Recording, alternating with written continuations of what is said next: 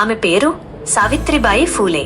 1831లో మహారాష్ట్రలోని నైగావ్లో ఒక నిమ్న కుల కుటుంబంలో జన్మించారు. చట్టం ప్రకారం, ఆచారాల ప్రకారం మరియు సమాజపు కట్టుబాట్ల ప్రకారం ఆమె చదవకూడదు, ఆమె బోధించకూడదు, అనుమతి లేకుండా ఆమె ఇంటి నుండి బయటకు అడుగు పెట్టకూడదు. ఆమె ఆ మూడింటినీ చేసింది.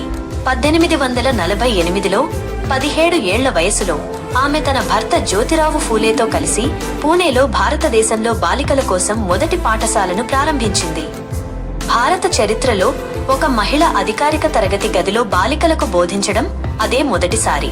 ప్రతి ఉదయం ఆమె తన సంచిలో ఒక అదనపు చీరను తీసుకుని పాఠశాలకు నడిచి వెళ్లేది. ఆమెపై రాళ్లు విసరడానికి ప్రజలు రోడ్ల వెంబడి బారులు తీరారు. వారు బురద విసిరారు, వారు ఆవు పేడ విసిరారు. ఆమె పాఠశాలకు చేరుకుని శుభ్రమైన చీర కట్టుకుని తన విద్యార్థులకు బోధించేది. ఆమె నడవడం ఎప్పుడూ ఆపలేదు.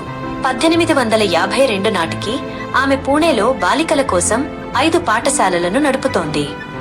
ఆమె బాలికలకే కాకుండా దళిత పిల్లలకు, వితంతువులకు మరియు విడిచిపెట్టబడిన స్త్రీలకు కూడా బోధించారు.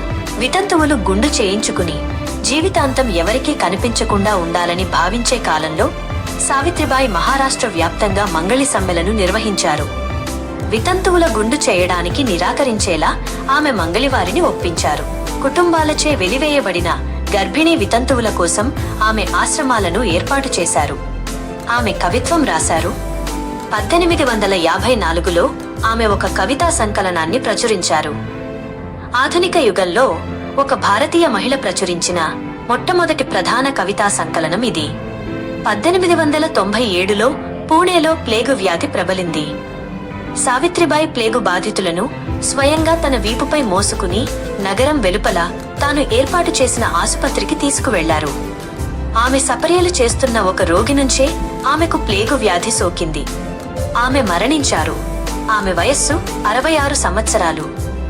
దశాబ్దాల పాటు ఆమెకు ఎలాంటి విగ్రహం నిర్మించబడలేదు, ఎలాంటి జాతీయ సెలవు దినం ప్రకటించబడలేదు. భారతదేశ స్వాతంత్ర్య చరిత్రలో చాలా కాలం పాటు పాఠ్యపుస్తకాలలో ఆమె పేరు కనబడలేదు. బాలికలకు బోధించడానికి పాఠశాలకు నడిచి వెళ్లినందుకు ఆమెపై రాళ్లదాడి జరిగింది.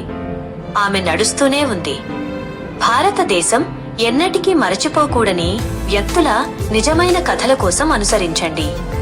చదువు నేర్చుకోవడమే నేరమైన కాలంలో రాళ్ల దెబ్బలను భరిస్తూ అక్షర దీపాన్ని వెలిగించిన ఆమె జీవితం ప్రతి ఒక్కరికీ స్ఫూర్తిదాయకం.